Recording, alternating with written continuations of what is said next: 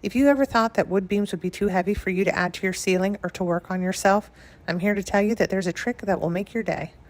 The first thing I did was to determine where I wanted my wood beams to go. I centered my beams along this wall and marked the location with some painter's tape. After that, I wanted to mark a line across the ceiling to help guide me as to where the wood beam would go. I did this using a chalk line. I realized also that the crown molding needed to be cut out in order to allow the wood beams to fit into place. So I cut those out using a multi-tool, which is a handy little tool I've used in a lot of DIY projects. Once the crown molding was out of the way, I was ready for the exciting part of creating the beam. Here's where the trick comes into play. Rather than installing one heavy, solid wood beam, we created a hollow faux wood beam. There are a few ways you could do this, but what we did was to use 1x3s as our side pieces and a 1x4 for our bottom-facing piece. The reason I used 1x3s for the side pieces is because I didn't want the wood beam to hang too low into this small room. Now we need to attach this to the ceiling somehow. You'll look for ceiling joists or trusses, some way for you to attach to the ceiling itself with some supports. If you don't have wood to attach to above your ceiling, you may want to consider using toggle bolts. We cut 2x4s to the width of our U-shaped faux beam. We then attached a few of those along our guideline. Then, with each of us standing on a stepladder, we lifted our faux beam up into place. Then it was just a matter of securing these with our nail gun. We used a brad nailer because this utilizes longer nails. That's important because we're going through the 1x4 side pieces all the way to the 2x4 centerpiece that we had mounted to the ceiling. So we used nails that were 1.5 inches in length to be sure that we got through everything that we wanted to. Our wood was 8 feet in length, but the room was almost 16 feet across, so we actually had to join 2 sets of beams together. I added some wood putty at the seam and then sanded it down to blend the seam as best as possible. Once those went up, the room already looked transformed, but in order to finish it off, I also added a stain to the wood.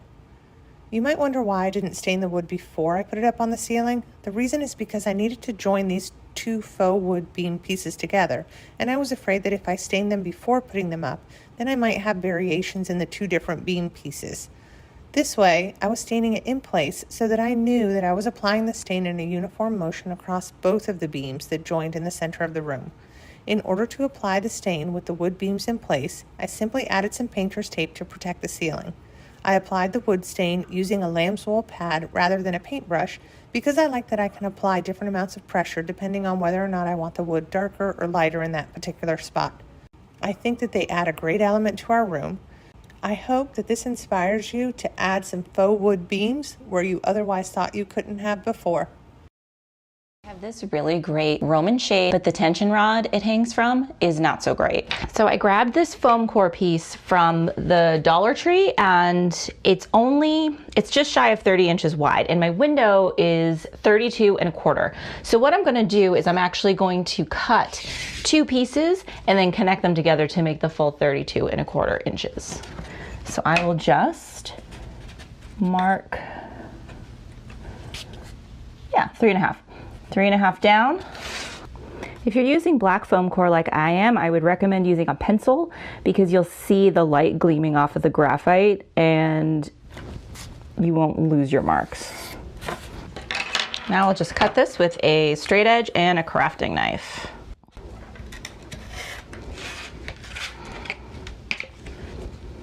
Foam core is really easy to cut. I love that.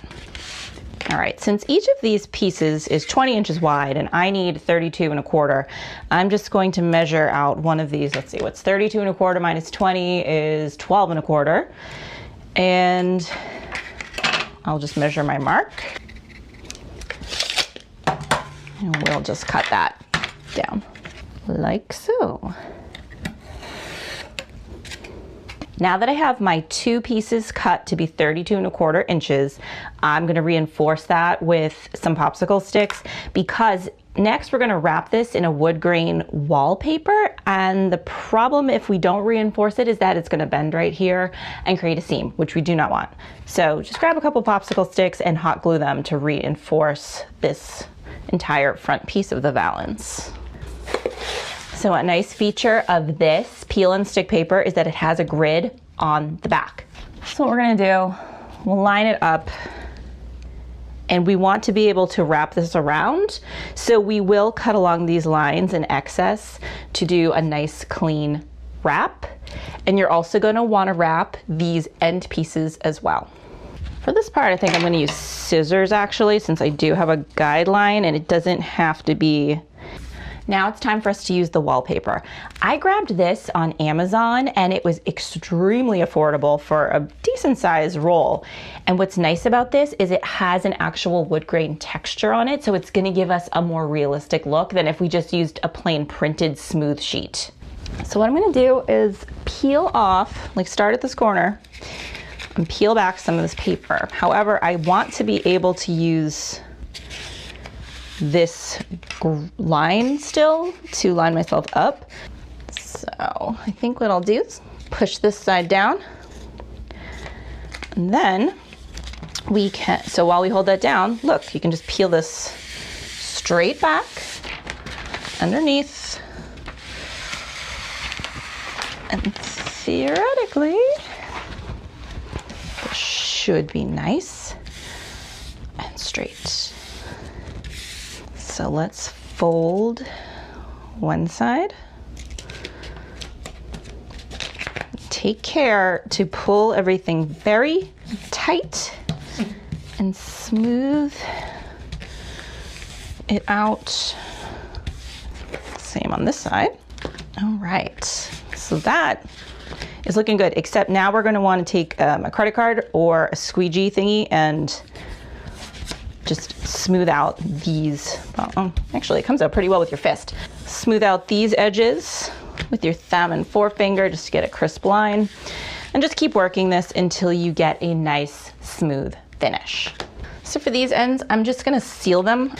And I'm gonna just snip this on an angle from the edge of the board. And that way I can just glue this down, kind of like a gift package, so that there's no bulk at these edges. I'm just gonna take some hot glue and just kind of stick this to the edge right there. Okay, now this is foam core, which is nice, it's lightweight, so we don't have to go crazy with this. So in order to attach this to the insides of the window frame, I'm going to use some command strips. So I will put, like, it's small command strips here and here, the picture hanging kind, and then I will put it up inside the window and push it against the frame. This is extremely lightweight, so that will hold it indefinitely. You're going to put, and then after you install this, you can put your tension rod back in these two little gaps that you've created. So let's take a look at how that looks. I'm thrilled with how this valance came out. It didn't take that long to make, it cost a couple of dollars, and it looks really realistic. Thanks for watching Home Talk. I'll see you next time. Take 2 styrofoam blocks and glue them together. Take that wire hanger and bend it. Take 2 pipe cleaners and twist the ends together, wrapping the pipe cleaners up and around the hook. Start to stick the faux stems into the top and sides. Now take some faux flowers and stick them into the center face and hang your new flower arrangement. We're going to start with this container, and we're going to simply just cut our brick in half. Now we can take our bricks of floral foam and wedge them inside. Up next we have some of these ferns, and simply wedge them right in the middle, fluffing them out, adjusting them. I'm just going to take our stems and work them into the foam. Now we have this really pretty eucalyptus. We'll just poke them right in. And here is how our arrangement turned out. I absolutely love it. Clean the glass thoroughly. So I'm going to just tape off the top of this glass, and then I'm going to just cover most of this with a thin layer of the clear resin, and just make sure you don't really miss any spots. I'm going to go ahead and place some flowers. Now that's all of my flowers there. I'm going to just take a toothpick and just carefully make sure they are pressed down, and that'll just seal these flowers in fully. All right, here's our wine glass all complete. I've gone ahead and collected a whole bunch of these fun pom-poms and put a little dab of glue in there. The end of the wire right into the middle of the pom-pom. Got a bunch made here. And then I'm gonna start bringing my sunflowers right around the tree. It's time to add those super fun pom-poms that we made at the beginning. Is make a little bow for the top. You wrap it around the top of the tree like this. It's a great way to use your tree at a different time of year. I've pre-soaked 1 brick of fresh floral foam. We're going to just take that and wedge it in. Now begins the fun part, and that is going to be carving your foam into kind of a conical or triangular shape. Right here we have some mini carnations. So I'm just going to snip off the top and start placing them. So the biggest ones are sticking out the furthest. And then as we kind of approach the top, we are gradually getting smaller so that we kind of create that conical topiary shape. So to create the very peak of our topiary, we're going to take a carnation, place it sticking straight out, and then we can begin filling in. So I placed a few more pieces to fill in any of the holes where you still see the foam. You created the perfect centerpiece or arrangement for virtually anywhere you would like. And you can absolutely customize it to create whatever shape you're looking for. Today I have been foraging in my garden. I'm just going to attach them lightly into place with this sticky tape. Just keep going all the way around. Cut off these extra bits on the bottom. Pull it quite tight. Put some glue stick on the glass and secure it in place. Rolling it all the way around. I'm just going to smear some of the glue here. Push the paper over. Put glue on the rim. Cut some of these top bits off and just see how pretty these are.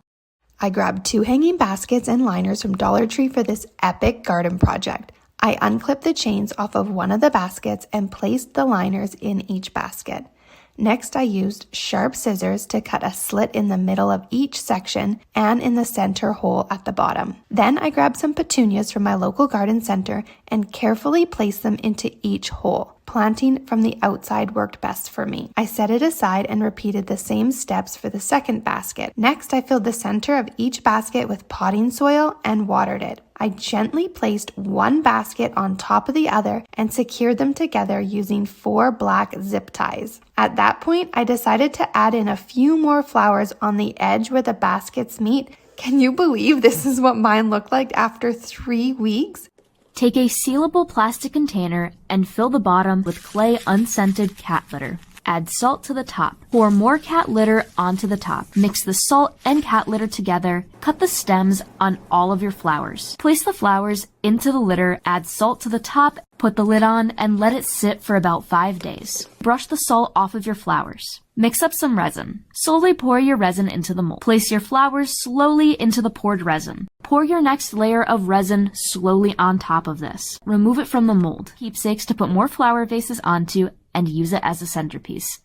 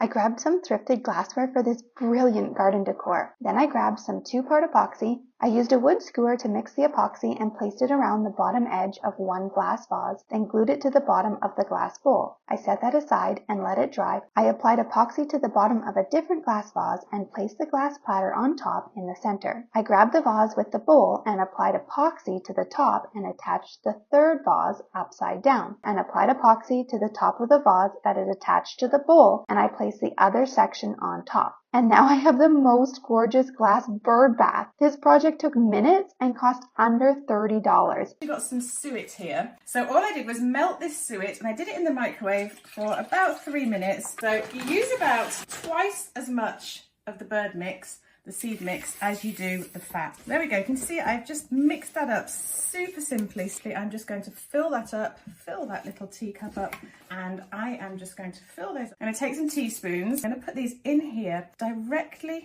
opposing the handle. Pull the string through like that. I have hung my little new cute teacups filled with these fat balls for those wild birds to come and feed on in this very snowy, very wintry weather. So I've come back from the thrift store with a few items, and now I'm going to clean them up. For this first one, I'm going to be using Folk Art Home Decor chalk paint, and I've got a stencil brush here. Dip it into the paint, but then I'm going to offload a little bit of it here. So I'm going to go ahead and just continue around. I'm going to let them dry completely before the next step with these. For this next one, we're going to be using Pledge Floor Care Cleaner. Pour some of the Pledge Floor Cleaner into the glass base. Swirl the glass carefully so that it's all coated. I'm just going to use some snowy glitter, and I'm going to dump a healthy amount in here. Now we start swirling all the way around. I'm going to let it dry completely. Next, I'm going to use some green glitter. Same process, and I'm going to be using Folk Art enamel paint in the color Wicker White. For this last one, I'm going to leave them plain. So we're going to start with the cup, and I'm going to choose to have it go up and upside down. One is super glue, and put it on the edge all the way around. You place it on top. So I'm going to let this one dry, and we'll start adhering the other ones. I hope this inspires you to take some thrift store items and flip them for your home and yard. While I was at a flea market, I spied these license plates and knew I could do something with them. I wanted to make a flower, so I laid the license plate on a piece of white paper and cut it to size. Then I folded the paper in half and cut out half of a petal for my pattern and laid it on the back of the license plate and traced around it with a Sharpie. Using a tin snip, I cut it out. I turned up the edges with a plier. I also used a small paint can and rolled the plate along the can's edge to bend it. The center of the flower, I cut a plate in half, and then I cut out a circle. I made cuts into the center of the circle and bent the cuts upward. I drilled a hole in the center of the centerpiece and then drilled holes in the ends of each of the petals. I placed a bolt through each of the holes, and then using an electrical box cover, I drilled a hole in the center of that and one hole on each side of the center hole. I placed the bolt through the center hole and secured everything together with a nut. I threaded a cable tie through the 2 side holes in the box cover and then placed the plant stake around the bolt and secured it with the cable tie. I did love how it turned out, and I was proud of myself for figuring out how to attach the pieces together without using a soldering tool. Place silicone on the bottom of your flower vase. Place your vase on the bottom of the saucer of the teacup. Place silicone on the bottom of the teacup and place the teacup on the saucer. Let the whole thing dry for 24 hours. Screw the 1/2-inch copper male adapter into the 1/2-inch galvanized floor flange. Next, you'll E6000 your copper elbow into the male adapter. Use silicone to adhere the floor flange onto the bottom of the teapot. Let that dry for 24 hours as well. Place silicone in the spout of the teapot and place a crystal into the silicone and let that dry. Measure the copper pipe and mark it with a Sharpie where you'd like to cut it. We used a copper tube cutter to cut the pipe where we wanted it to be cut. Place 2 garden stakes in the ground or in a large flower pot. Place the copper pipe over the garden stakes. Place the teacup on the shorter copper pipe and place the teapot on the taller copper pipe. Your garden art is ready to be enjoyed. I hope this inspired you to make some garden art for your own yard or garden.